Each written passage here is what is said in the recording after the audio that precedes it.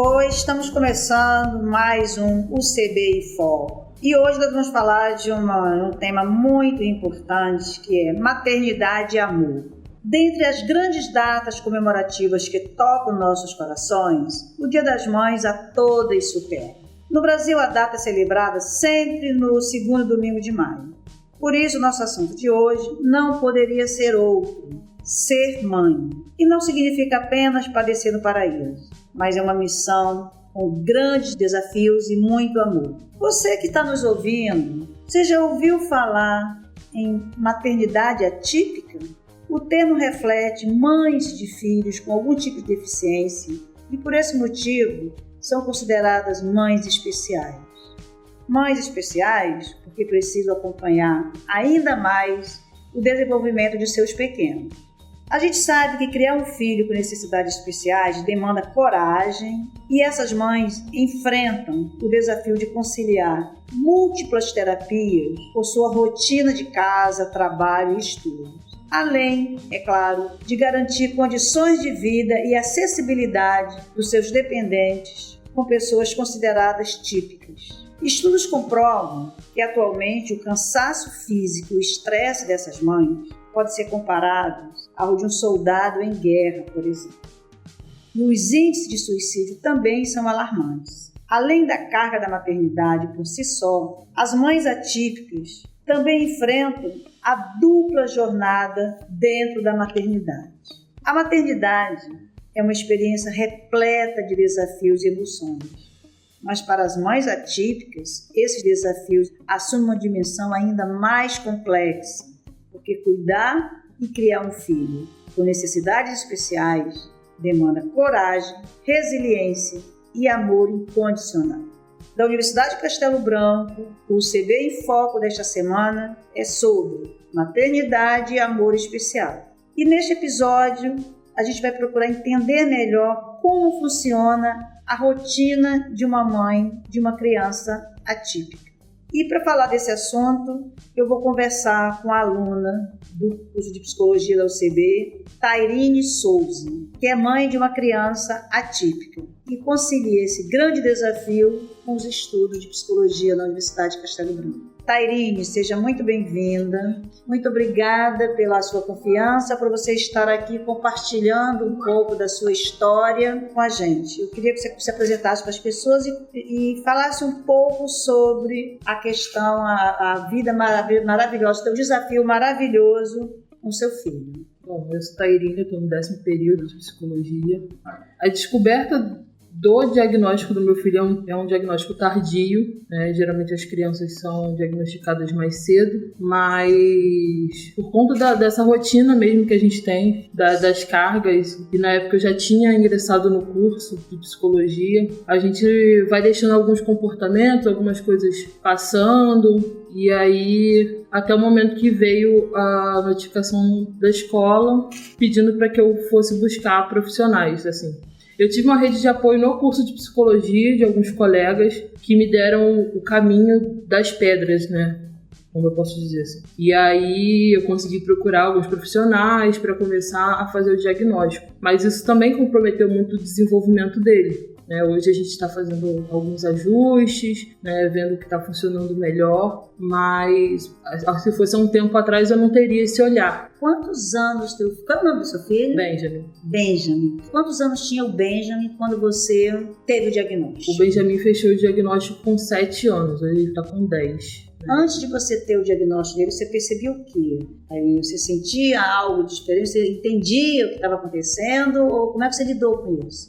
Assim, a princípio eu não entendia, assim, porque na minha família nós convivemos muito com adultos e com os adultos de casa ele sempre para ele foi muito confortável, né? Não tinha esses sinais, assim, só a seletividade alimentar dele que se fazia presente, mas a gente achava que era aquela coisa normal de criança, de não querer comer, de não ser estimulado, e aí a gente meio que foi deixando. Quando ele precisou ir pro colégio, né, a gente percebeu essa intolerância de estar ali convivendo e sociabilizando finalizar, né? Na época eu conversei até com a Gabi, né, que é a nossa coordenadora do curso, e aí ela foi me abrindo os olhos, né, nessa intolerância ao outro e me sinalizando que era importante eu procurar um profissional na área para fazer essa investigação. E aí essa intolerância foi indo da pré-escola, mas mesmo assim você vai forçando uma barra, achando, não, como ele nunca foi para creche, né, ele já foi direto para a escola, a gente pensou que fosse realmente essa falta de conviver com crianças. E aí no final das contas veio o diagnóstico, né, já com 7 anos. E aí a gente foi trabalhando nas terapias, mas assim, ainda é muito desafiador, porque no serviço público de saúde é difícil a gente ter esse acesso, né, para fazer essa reabilitação e tudo mais. Então, assim, o financeiro também me pega muito, porque apesar da rede de apoio que eu tenho em casa, acaba tendo essas responsabilidades todas para mim. Então, assim, tem época que a gente consegue fazer uma terapia mais intensa, tem época que não dá, e aí só dá para fazer o neuropediatra, né? Mais a psicoterapia, aí tem hora que dá uma pausa na psicoterapia e vai para terapia ocupacional para tentar ver um pouco mais da sociabilidade. Então, assim, esse processo, ele é muito delicado. E aí você vai dando prioridade às dinâmicas de casa. Faculdade, é a própria casa, porque além de mãe, você é esposa, você é filha, você é neta. Então é um conglomerado de coisas. Isso que eu ia te perguntar, como a gente estava falando aqui justamente dessa rotina, desse cotidiano diferenciado, especial, de certa forma complexo de uma mãe atípica, né? Você hoje, qual é a tua rotina? Você faz faculdade, você é mãe do Benjamin, como é que você administra isso? Quais os principais desafios? Então, a gente administra do jeito que, assim, que tá dando, né? A gente vai montando um panorâmica de acordo com o semestre da faculdade. Pelo menos foi assim que eu consegui chegar até o 10º período, né? Eu não trabalho nas dinâmicas de casa. E aí, agora sim, eu vou pro estágio, eu separei dias pro estágio da faculdade, dias para resolver só as coisas da minha casa, né, relacionadas à minha família. E assim, a gente vai vendo o que funciona. Então, nesses dias da minha família, os dias que eu levo pra terapia, que eu resolvo as coisas de médico da minha família.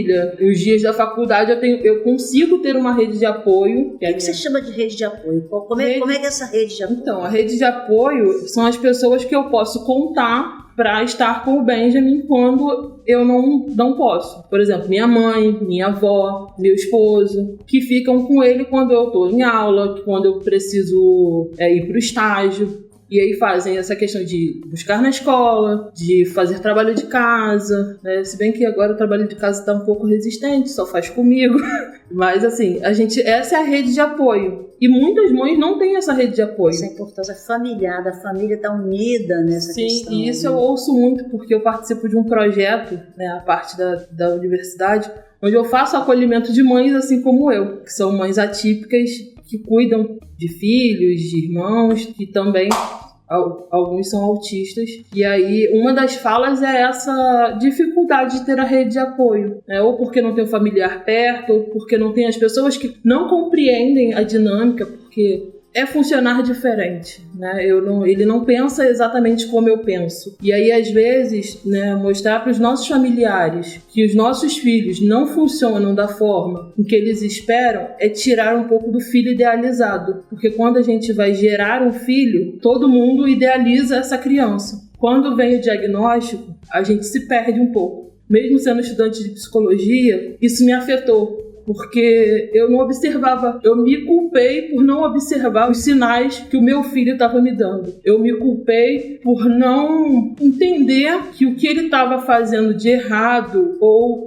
da forma que ele não estava sendo regulado no colégio. E eu falei assim, nossa, mas eu sou estudante de psicologia e eu não vi isso. Aí eu tive o apoio de uma amiga também do curso e falou assim, mas você não estava sendo estudante de psicologia, exato. Você só estava sendo mãe. Então a gente conversa muito no nosso grupo, nesse grupo de acolhimento, sobre esse processo de luto do filho idealizado, o quanto isso dói. E eu tenho alguns participantes que falam, né, que o luto é para sempre, e a gente tenta passar que o luto é um processo, né? Para algumas passa muito rápido, mas para outras isso demora. Mas a gente se acolhe, a gente se entende, a gente conversa sobre. Então, assim, a rede de apoio é importante, muito importante. E ainda bem eu tenho, né, a minha rede de apoio. Mas muitas das mulheres não têm essa rede de apoio. Essa é uma questão que a gente visualiza, que a sociedade precisa estar atenta em todas as suas esferas, o poder público, os serviços sociais, com essa questão da rede de apoio, do acolhimento como um todo. Agora, eu queria fazer uma observação, a palavra que você falou aí, eu não trabalho. Isso é uma palavra que a sociedade usa muito assim, a pessoa não trabalha, se refere a alguém que não trabalha porque não tem um emprego de CLT ou que não tem uma empresa. Você trabalha e muito, e você trabalha numa área muito digna. Qualquer remuneração não seria o suficiente. Sim, essa é até uma pauta que a gente também traz, né? E eu digo porque tem outras mulheres que falam também por mim, e que é não conseguir ter um trabalho. Porque hoje, assim, eu volto a dizer, eu tenho uma rede de apoio que eu até consegui trabalhar um tempo. Mas dependendo da criança, né, e do nível de suporte que ela necessita, você não consegue trabalhar, né? Trabalhar que eu digo... Trabalhar fora, ou até mesmo no home office, mas você não tem como, porque demanda cuidado, né? Então, assim, para mulheres muito ativas, que estavam ali muito inseridas no mercado de trabalho, isso é muito complexo também. Porque é como se você abrisse mão da sua existência também. Porque quando você trabalha, você está ali exercendo algo que você muitas das vezes escolheu exercer. E aí você abre mão disso também para poder estar ali tendo essa dinâmica de cuidado. Porque dependendo do nível de suporte, é terapia de segunda a sexta. Hoje ele está fazendo uma vez na semana, mas já teve tempo de fazer 2, 3. Então, como é que você desloca? Como é que você consegue ter pessoas para te ajudar mesmo? Aí você abre mão do trabalho. Você está dando uma lição de vida aqui pra gente, assim, você está representando aqui, não tenho a menor dúvida. Muitas outras mães que enfrentam, né, que tem essa grande missão, esse propósito que a gente não escolhe. E uma das coisas que você falou que eu acho que merece que nossa reflexão, que a gente pense muito todos os dias, mães atípicas e consideradas típicas, essa questão de você idealizar, né? A gente está sempre idealizando o outro, idealizando o amigo, idealizando a pessoa ideal, né? O companheiro ideal, o marido ideal. Isso não existe, na verdade. O ideal é aquilo que a gente tem e da maneira como a gente trata a nossa realidade, né? Isso é fato, assim, quando a gente idealiza muito, a frustração vem. Sim. Então, assim, você sonha, mas a gente tem o desafio e a gente saber entender e fazer com dignidade, que é o que nós mães fazemos, e principalmente quem recebe essa bênção. Eu vejo como desafio, mas eu acredito muito, independente do livro, do credo, do livro sagrado que cada um segue, todo o propósito da nossa história, a gente sempre tem que entender como uma bênção e ter essa oportunidade de ter ganhado o prêmio, né? De ser mãe do Benjamin para você. Olha quanta coisa bonita que você está trazendo, vivenciando com muitas mães que vivem a mesma história que você. E aí eu queria que você falasse como é que você lida, Otarinho, com essa expressão que a gente hoje está, de certa forma, até meio banalizada, mãe guerreira, mulher guerreira. Eu acho que é muito mais que uma guerra, eu chamaria muito mais de mãe vitoriosa, né? Como é que você lida com essa expressão? Eu criei um pouco de resistência, né, ao longo do processo, assim, quando eu decidi falar sobre maternidade atípica e pensar questões sobre maternidade atípica, eu criei um pouco de resistência, porque quando você traz essa questão da guerreira, você traz uma força, e que muitas vezes essa força, ela não está existindo, né? Você às vezes se obriga a ser forte em momentos que você não tem condições, né? A gente que vem da psicologia, a gente ouve muito isso, as pessoas se cobrando, tendo essa culpa, essa frustração, e aí vem a sociedade dizendo: mas você é uma mãe guerreira. Tá aí, mas se eu não quiser ser essa mãe guerreira, qual o momento que eu posso me dedicar à minha fragilidade? A gente sempre vive falando assim: 5 minutos para respirar é importante. Mas assim, é uma mãe guerreira, então como é que você vai ter 5 minutos para se dedicar a você? Falar assim: olha, hoje eu quero lá tomar um banho demorado. Não, a mãe guerreira, ela não pode tomar um banho demorado, porque ela vai tomar um banho de deixar o filho com quem? Quem vai tomar conta? Quem vai olhar? Quando ele senta na porta ali, bate e chama... Meu filho não faz isso, né? Ele tem essa consciência, mas tem mães que não têm esse tempo.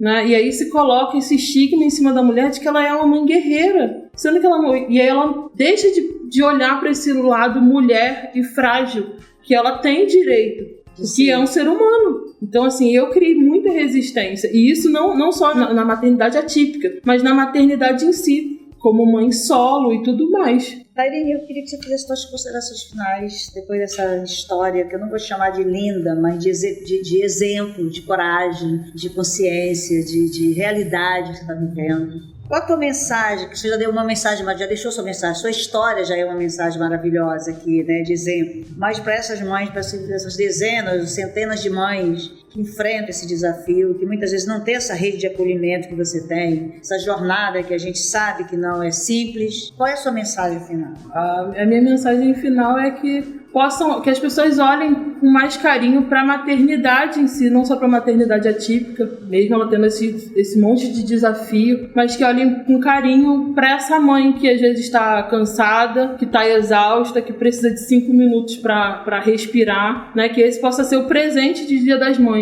Você faça, assim, 5 minutos, nem que seja para ela tomar um café, para ela tomar um banho demorado, né? Que passem a olhar para esses pequenos gestos que a maternidade em si pede.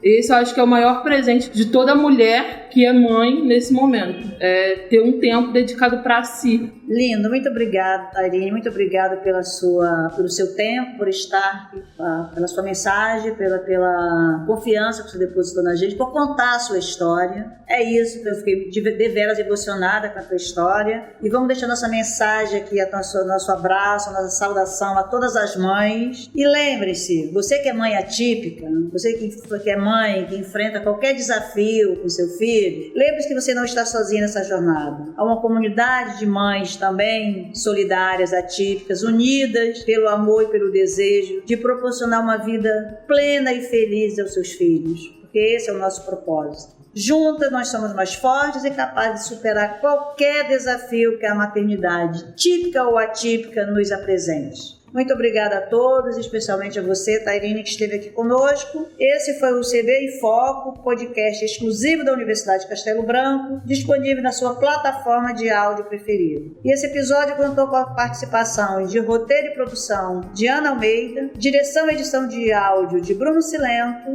e eu, Elza Calazans, que tive o prazer de conversar com a Tairine. Muito obrigada a todos e até o próximo episódio.